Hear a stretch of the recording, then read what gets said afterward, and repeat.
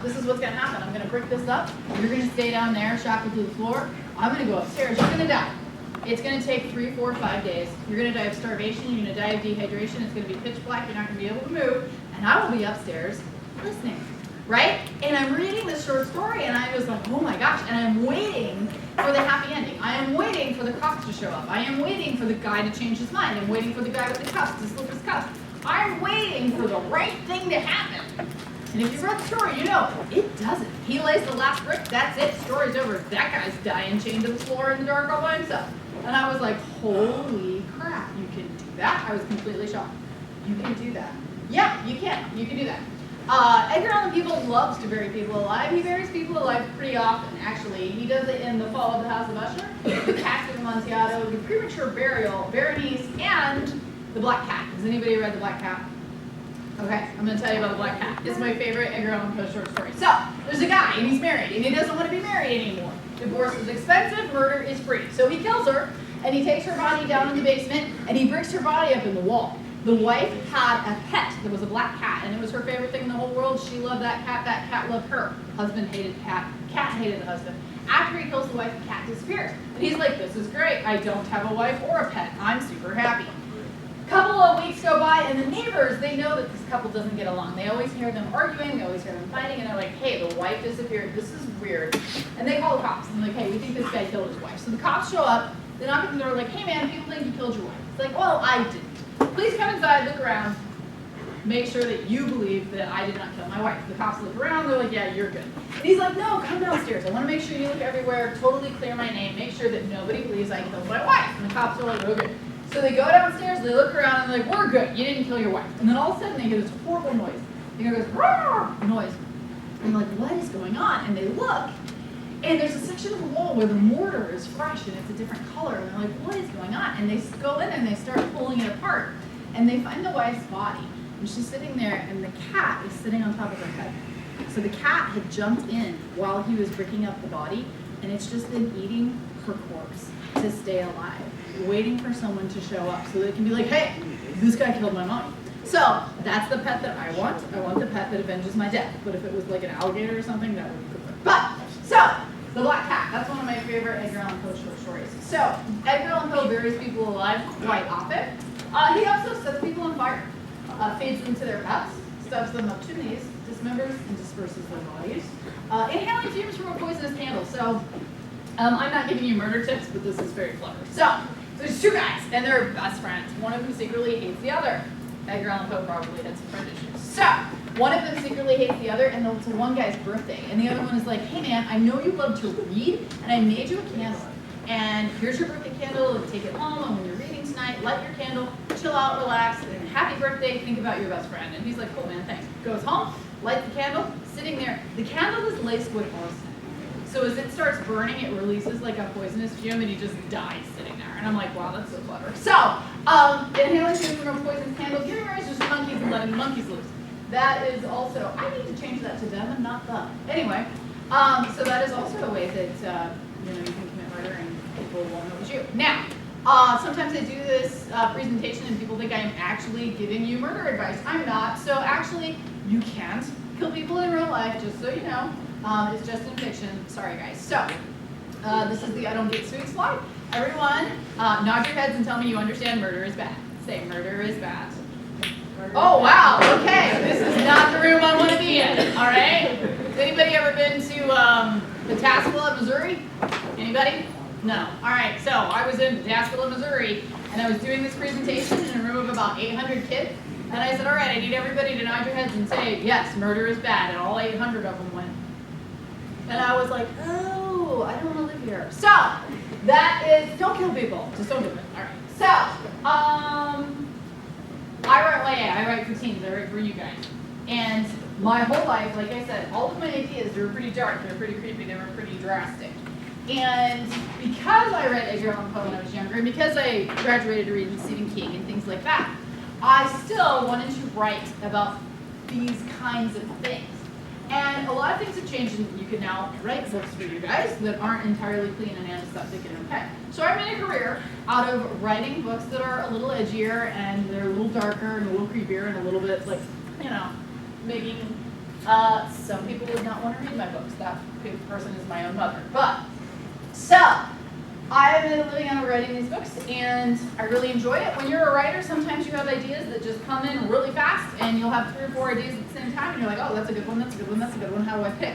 Sometimes you go through a very long period of time where you don't have any ideas, and that's bad, because that's how you make a living. So, I was going through a particularly dry time. I was not coming up with any ideas. I used to be a librarian in high school. I worked there for 14 years. I hit a point in my career where I was able to just live off of writing, and so I quit my job. I still substitute in the school district where I used to work. I was driving home from substituting one day, and a black cat ran out in front of my car, and I slammed on the brakes. I will brake for an animal 100% of the time, every time. Humans, it's like 50-50. But the cat, I was like, oh no, slammed on the brakes, and I didn't hit the cat, and the cat got away, and I was happy, and the cat was alive. But my brain was just like pumping like adrenaline and all these chemicals into my system, and I was just like, holy crap. And I was having a million thoughts, and I was thinking to myself, I'm so glad I missed that cat. I'm glad the cat's still alive, but it was a black cat. And a lot of people would say black cat crossed your path. That's bad luck, but I love black cats. I've always loved black cats. I think they're amazing. They're actually really friendly. And Edgar Allan Poe used the black cat as like an arbiter of justice that went out and solved a murder. And I'm still sitting there like I like in the middle of the street, and I'm like, maybe I missed that cat and it's gonna go out and like avenge someone's death. I'm like, probably not. But and then my head is just still going. And I was like, hey, Mindy, why have you never written a book that's based on Edgar Allan Poe short stories? You love Edgar Allan Poe. You should do that. And the other side of my brain is like, yeah, Mindy, that's a good idea. And you should use the black cat because you could do this and you could do that. I'm like, well, also you could use Castle of Amontillado because you read that as a freshman. And then, oh, but you should use Telltale Heart. 7-minute drive from the school to my house, and in that period of time, I had the plot for 2 books, so I was super happy. The first one is called The Initial Insult, and it is based on 3 different Edgar Allan Poe short stories: The Cask of Amontillado, The Black Cat, and The Mask of the Red Death. So, the way that I used The Cask of Amontillado, the one about the wine cellar, is there are 2 characters in The Cask of Amontillado, Montresor and Fortunato. I turned them into teenage girls named Tress Montour and Felicity Tornado. Tress and Felicity are best friends. They've been best friends their whole lives. In 4th grade, Felicity was spending the night at Tress's house, and all of a sudden Felicity's like, I gotta go home. I gotta go home right now. I have to go home. Your parents have to take me home. Tress is like, why? Like, what happened? Did you do something wrong? Are you mad at me? Did I say something?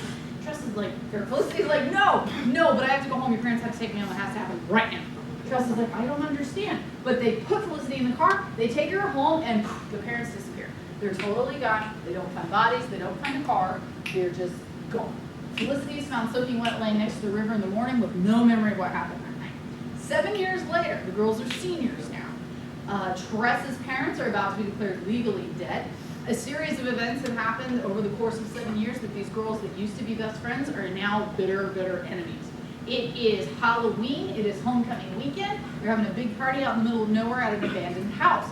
Tress is like, oh, this is my moment. She shows up, she finds Felicity, she hits her on the back of the head with a brick, she takes her down in the basement, she puts her in a coal chute, she shackles her in, and she starts laying bricks across the floor. And she's like, hey, you're gonna tell me what happened to my parents 7 years ago? Or I'm gonna keep laying bricks. Also, remember that time in 5th grade when you made fun of me on the playground and everybody laughed? Here's a brick for that too. So there's all these things that the girls got into arguments about over the past 7 years, and you get each of those stories, but you get them from Felicity's point of view and Tress's point of view. And pretty soon you realize that nobody is good and nobody is bad, but somebody's going to die down in the basement. So The Mask of the Red Death is another story that I used in this book. The Mask of the Red Death is about an epidemic, and I know that we just went through an epidemic and it sucked. Poe's epidemic was worse. It was not a respiratory illness, it was puking. And if you caught the illness that's in Mask of the Red Death, you'll die. You are not going to recover. It's not going to happen. Probably everyone is going to catch it and everyone's going to die. It's the end of the world. So everybody is having these really big parties. They're having huge parties because they believe it is the end of the world. And you come in costumes so that nobody knows who you are. You can do whatever you want. Nobody is going to know it was you. It's going to be the last night of your life, but it's going to be the best night of your life. You can do whatever you want. So people are showing up to these parties in costume, and they're having one of these parties, and the actual virus like shows up as a person, and it's wearing like a death costume. What's the word? Grim Reaper, except it's red, and it's going through the house like touching people and killing them. So the way that I use the Mask of the Red Death is that they're having this party out in the middle of nowhere, and a viral flu breaks out. So I was writing this book, and I don't tend to pull any punches. I kind of write whatever I want, and I realized as I was writing that I was writing a lot of puking. And there's this thing in writing where you don't want to use the same word too close to each other. So if you say the word puke in one line and 5 more lines, you don't want to say puke again, you got to come up with a different word. So I'm trying to come up with different words like puke, vomit, upchuck, spew. And I'm coming up with all these different words, and then pretty soon I'm like, I still need more words. I'm like, maybe I'm talking about puking too much. I don't know. So I sent an email to my editor with the title, How Much Puking is Too Much Puking? He emailed me back, and he was like, we're pretty used to you at this point. You write as much puking as you want, and we'll get back to you if we need to pull it back. My editor was okay with the puking. He was cool. The person that wasn't was my mom. My mom is a really, really nice person. My mom is very sweet, and she wants to take care of everyone. She wants everyone to be fed, warm, happy, and have a puppy. So my mom, we don't know how I got here. It's still a question. But my mom is just really, really kind, and she was not thrilled about puking in this book. So we get advance copies of our books about 6 months ahead of time, and I took an early copy of the initial insult to my mom. She was about a mile down the road. I took the books to my mom, went back home. About 3 hours later, the phone rings, and I'm like, hey, Mom. And she goes, Mindy. And I was like, yeah, did you start reading the book? So this is how I hear my own name in my head. It's just my mom's voice, like full of disappointment all the time. So, Mindy. And I was like, yeah. She was like, this book is so disgusting. She was like, Mindy, I cannot read this book. There's so much puking, and you use way too much description when you're talking about the puking. It's really gross. Also, everyone is saying bad words. You use all the bad words. Everybody has really dirty mouths, and everybody is mean, and everybody's hurting each other, and it's really gross, and everybody's puking, and everybody's stabbing each other, and it's really mean, and everybody's just being awful, and I can't read it before I go to bed. And I'm like, oh, okay, Mom. I was like, well, listen, you don't have to read all my books. If you can't get through this one, don't worry about it. And she's like, I'm sorry, I want to support you, but I can't read this one. It's too gross. It's too violent, it's too gross, there's too much puking, violent, gross, no, I can't read it before I go to bed. I'm like, that's okay, Mom, read something else. And she's like, I found something I really, really like. I'm like, that's okay, Mom, what are you reading? And she says, Game of Thrones. And I was like, okay. So my mom was reading Game of Thrones, and she was totally good with that. But apparently when it's your daughter writing the bad words, it's different. So, my mom was reading Game of Thrones. My mother has a goal for me. She really, really, really wants me to write a book about a cat. That's my mother's entire goal for my writing career. So, I love animals. I've always had a lot of animals. I grew up with animals. And my mom wants me to write a children's book about a cat. And I've explained to my mother multiple times that if Mindy McGinnis writes a children's book about a cat, that cat will have 3 legs, 1 eye, mange, feline leukemia, and get hit by a car. They don't let you write those books for kids. So I tried to explain to my mother that that's not going to happen. And when she called me and she was all upset about the initial insult, I was like, Mom, I understand, but I thought that you would really like this one. My whole life, you've been telling me that I should write a book about a cat, and I did. So there's 3 POVs in the initial insult: trust, felicity, and then a cat. And my mom was like, well, you did, and you think you're being clever, but it's not a cat, it's a panther. And I'm like, that's true, you're right. So, the third story that I used in the initial insult is the black cat. Now, when I was growing up, I grew up in Ohio, I grew up in the middle of nowhere, and we had what we called a white trash zoo. It was an irresponsible exotic animal owner, Tiger King style, but worse. So, there was a guy, this was the early 90s, I don't even know if they had any laws about this yet. There was a guy that had wild animals. They were just in his front yard in dog cages, just dog cages. He had a bear, a lion, a panther, and a cougar. The lion got out, and it started eating people's pets, and it attacked the children. And it was a cool time to be alive. Because I live in Ohio, you guys live in Illinois, things are pretty much the same. There really isn't anything outside that can kill you here, right? Like if you're allergic to bees, maybe, but we don't have any poisonous snakes where I live, we don't have any poisonous spiders. You're just always safe all the time. I find that boring. So I was super excited when I was about 13 years old, and you could walk outside and be eaten by a lion. I thought that was awesome. So I grew up during that, like it only lasted for about 2 weeks, they caught the lion, but I was kind of disappointed when they caught it. So I loved that period in my life, and I wanted to use it in a book someday, so I used it in the initial insult. There's all these things going down, and then down the road from that house, there is a irresponsible exotic animal owner, and they have a panther, and the panther gets out. And the panther shows up at the party. So you've got a murder going down in the basement, everybody's puking on the 2nd floor, and there's a panther just like patrolling the perimeter. So that's the initial insult. The second book is called The Last Laugh. It pulls from the Edgar Allan Poe short stories Hot Frog, The Telltale Heart, and Fall of the House of Usher. I'm going to tell you about my other books really quick. Not a Drop to Drink and a Handful of Death. These are post-apocalyptic survival in a world with very little water. If you don't have water, you'll die in 3 to 4 days. The way that you die when you die from dehydration is really horrible. It's awful. I won't get into it right now because I don't have time. But it's awful. It takes time. It's incredibly painful. It's gross. It's graphic. It's disgusting. All of us have to have water in order to survive. If you don't have it, you will die. So what happens in a world where there isn't enough water, if you have some, and you have something that everyone else needs in order to survive, they're going to try to take it from you. So my main character is a girl who has grown up in this world. She's never known anything else. And from a very young age, her mother told her, they have a pond in their backyard. If you see somebody coming, they're going to take our water, you shoot them. And she's like, cool, mom, got it. So this book opens up with a 9-year-old shooting someone in the head. And my mom didn't like this book. So there's that. A Magic So Discreet. This is a gothic historical thriller set in an insane asylum. This deals with insane asylums, lobotomies, serial killers, the beginnings of criminal profiling. So this book won the Edgar Allan Poe Award in 2015. The Female Species is actually my best-selling book. This is a rape, revenge, vigilante justice story. It's all about a young girl whose older sister is raped and murdered. It happens in a really small town. Everybody knows who did it, but they can't convict because there's not enough physical evidence. So the guy walks. Little sister is not okay with that, so she kills him. And that's the first chapter.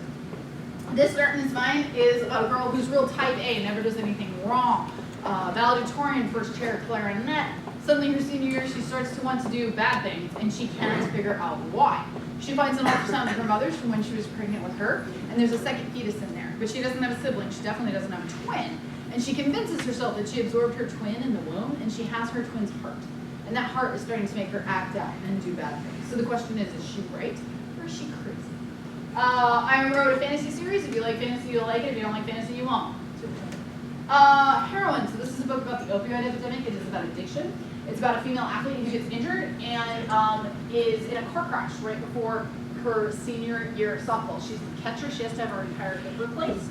And she has to go through a lot of therapy in order to be ready to play in the next season, and they give her oxy to help her get through physical rehabilitation, and then they won't refill it after a certain point. She starts playing again, she's still in a lot of pain, and she needs something to help her get through her season, ends up using street drugs to help her get through, and pretty soon drugs are more important than sport. So, that's heroin. Be Not Far From Me is, anybody remember Hatchet, Gary Coulson? Okay, so this is Drunk Hatchet with a girl. So this is all about a girl who lives in the Smoky Mountains. They're having a party up in the mountains. She's sitting around the campfire with her friends.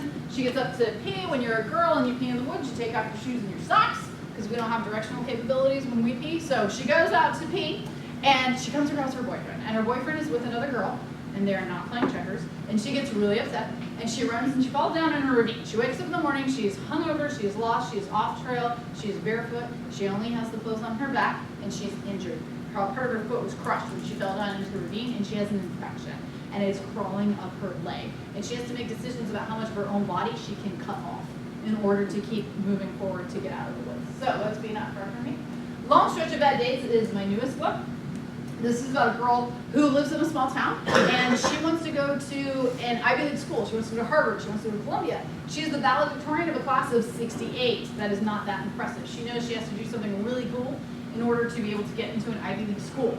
30 years ago, in her really small hometown, there was a week where there was a tornado that utterly destroyed the town. There was a flash flood that drowned all of the dogs at the county pound. And the only murder that ever happened in their town occurred, and it remains unsolved to this day. So my main character is like, man, if I could solve that murder, that would be a cool thing to have on my college transcript. So she starts digging around, and she starts looking into these events that happened during what they call the long stretch of bad days. And she finds a discrepancy between the list of missing from the tornado and the list of the dead. And she discovers that during this week, when there were these natural disasters and the National Guard was called in and everybody was distracted, a teenage girl just disappeared. And nobody wanted to talk about it then, and nobody wants to talk about it now. So that's a long stretch of bad days. Under This Red Rock will be out in March. This is not available yet. So this is about my main character has a very severe mental illness. She hears voices. And she has managed to keep her head down. She is untreated. No one knows. She just kind of tries to keep it to herself. She doesn't want people to know that she hears voices. She just tries to get through life. The only place that she doesn't hear voices or music. To me, for the cast, curiously. Oh, okay. All right. I didn't know if you guys had to go. All right. So she hears voices, and the only place she doesn't hear voices is when she's underground. And they have a cavern system where she lives. She gets a job leading tours in the cavern system, and while she's doing that, she develops a crush on one of the other tour leaders. They're having a party one night with the staff. She makes like an advance on this other tour leader. The girl's like, no man, I'm not into it. And the next day when they're doing their first tour, they find that other girl brutally murdered. Her body's down there in the caverns. And my main character has to spend the rest of the book figuring out if she's going to kill her. So, that's all my online stuff. You can find me just about anywhere. I do have, what's our time on this? What? Time? You have 3 minutes. Oh, cool. I would real fast that time. All right. So, I do have books for sale if you want those. Paperbacks, 15, hardcovers, 20. I can do, see that? Oh, come on. That was cool. All right. I can do cash, I can do credit card, I can do debit card, I can do Cash App, PayPal, Venmo, Google Pay, Apple Pay, whatever you need. I also have bookmarks, those are free. So, we do have a lot of time though, so if you want to ask questions, you can ask me questions. You can ask me anything. If you don't ask me questions, it's awkward and we stare at each other. So, I'm going to give you a starter. Someone asked me about my pets. Somebody do it. Hey, do you have a question? What's your favorite pet? Well, it's okay. So you do have favorite pets. It's like having if you have more than one child, you actually do have a favorite child, but you're not supposed to say that. So don't ask your parents; they'll tell you. So I do have a favorite pet. I have quite a few animals. I have many cats. So Gilly is a cat that I have that is just an idiot. She's very dumb. She's not cute. She's not smart. She has no personality. She is boring. I have no affection for Gilly whatsoever. None. So I forget Gilly exists. Seriously. She is a bump on a log. She sits and you forget that she's there. And she doesn't move and she doesn't talk and she doesn't do anything. That's it. That's Gilly. Real boring cat. So that is not my favorite cat. Gilly was part of a litter that I discovered and they were only about 2 days old and I had to bottle feed them. And when you do that, you can't just give them away. It's really, nobody would adopt Gilly anyway. She's alone. So I kept her and that cat's going to live forever just despite me. So Gilly is very boring. Then I have Minnow, who is a mitten paw. She has thumbs. Minnow is a calico, and if you didn't know, calicos are only female. There is no such thing as a male calico. They don't exist. Females, calicos, all the way down. I have a cat named Norton. Norton is a tabby. He's a great kitty cat. He has a lot of personality. He's really interesting. He almost died a couple of years ago. He got a really, really bad bladder infection, and his bladder lining actually died inside of his bladder, and it like sloughed off. And then the dead tissue was like trying to come out and it blocked up his urinary tract and so he couldn't pee and he just filled up with urine, kind of like a water balloon. And that kills you when that happens. It's called sepsis. And I came downstairs one day and I found him and he was just like laying on the floor bloated with urine. And I was like, oh no, what's wrong with my cat? And so some of that tissue was like sticking out of his urinary tract and I was like, this might be a problem. And I pull it out and I just hold him up and he just drains like a sieve. So anyway, that was Burton. He's fine, he's alive, he's perfectly fine, he's great. I have a cat named Samuel Wilderness, that is his full legal name. And then I have a stray that showed up and his name is Tiggeroo. My daughter named him, it's a stupid name. Someone asked me about my dog. Yeah, I do have a dog. His name is Gus. He's a Dalmatian. And when you have a Dalmatian and you take it out in public, people, it's like you have a unicorn. People come running up to you and they're like, is that a Dalmatian? And I'm like, yes. You can't really confuse it for anything else. But I have a Dalmatian. His name is Gus. He's fantastic. I love him very much. If you want to see Gus, he's on Instagram. So is Gilly. Just because she's so boring that it's funny. So I take pictures of Gilly being incredibly dumb all the time. Other questions, you can ask me anything. Ask me about books, you can ask me about writing, you can ask me about publishing, you can ask me about it, you can ask me about my exes, I really don't care. I will do anything to keep you entertained. Yeah? What happened to the lion? What happened to the lion? So that's a good story. So the lion, it got out, it did eat people's pets. Like pets were disappearing left and right. And it did attack a jogger, and she's okay, but she's got cool scars and a neat story. So the lion, the particular type of breed of lion that it was is endangered. So you weren't allowed to shoot it. So we had to actually capture it. And that's hard to do with a lion. So people tried, there wasn't a lot of luck, and then like you would see that thing everywhere. It was all over the place. And then one day it just kind of disappeared. Somebody shot it. So there used to be a lion where I live, and I kind of miss it. Okay, more questions. I'm pouring all my energy into you guys right now. Yes, give me a question. Someone. You just moved, so I targeted you like a T-Rex. Nothing. Okay. No question. I don't know. No question. Okay. You can ask me anything. I've proven that. Yeah. Have you always lived in the same town? Yeah, actually, I have. I still live there. So I'm from a tiny, tiny, tiny town. And I lived there my whole life. I grew up there, I was raised there, graduated from there, came back, still live there. I don't, my internet is bad. Like, that's where I live. I live where there's hardly any internet. I had to have a phone call with my agent the other day, and I was driving, and I was like, hey, I'm about to lose you. And they're like, oh, really? And I'm like, yeah, I'm going through an area with no cell service. And he's like, those still exist? Like, they do. Right where I live, actually. So I have, like, no cell service, and that's where I live. And I'm not leaving yet. Yeah. Any more questions? Okay. All right. So, yeah. Wait. Someone moved. Yes. So sometimes I know, and sometimes I don't know. Let me think about what would be the most interesting thing to tell you. Okay. Female species. So this one is the one that's a rape, revenge, vigilante justice story. I went to college. I graduated from high school in 1997. I go to college, and I grew up like super poor. I go to college, and suddenly I have two things that I never had before. I had air conditioning, and I had cable. I had never had either of those things. And so there was a true crime channel, and I would just like sit and just be amazed at the fact that I could watch anything I wanted, right? And there was a true crime channel, and I started watching it one night, and it was a Friday night, and there was a little mini documentary, and it was all about a murder that happened out in Missouri. And there was a really, really small town, young girl, raped, murdered, dismembered, body parts thrown all over town. And everybody knew who did it. Like, it's a tiny town. And they're like, it was Bob, right? Like, they all know. But they don't have enough physical evidence to convict him. And so it's a tiny town. Bob's still out walking around free. He's going to football games. He's showing up at, graduation parties. And everybody's like, oh my God, Bob killed somebody. But they can't do anything about it. And in this documentary, like, they interview Bob, and they interview the family, and they interview everybody, and it's just very, very clear that Bob did this, right? But they can't do anything about it. So I was watching this documentary, I was in college, and I got really mad because it was very clear that Bob had done this thing. And I was really ticked off. And at the time, Google didn't exist yet, but we had something called MapQuest. So they said the name of the town, and it's a tiny place in Missouri. They said Bob's name, and he was in the documentary. I could see what he looked like. So I Googled it. MapQuest. And I did the map. And I was like, you know what? I could drive out there, I could find Bob, I could kill him, I could be back before my 8 a.m. on Monday, and no one would ever know. No one would ever be like, it was probably that co-ed in Ohio. Nobody would ever know. And then I was like, but murder's bad, we shouldn't kill people. So I didn't. But I was like, but what if somebody did? What if somebody did? And what if that person was that girl's younger sister? And she was like, yeah, I'm tired of this. And just takes care of it on her own. So that is where I got the idea for female species.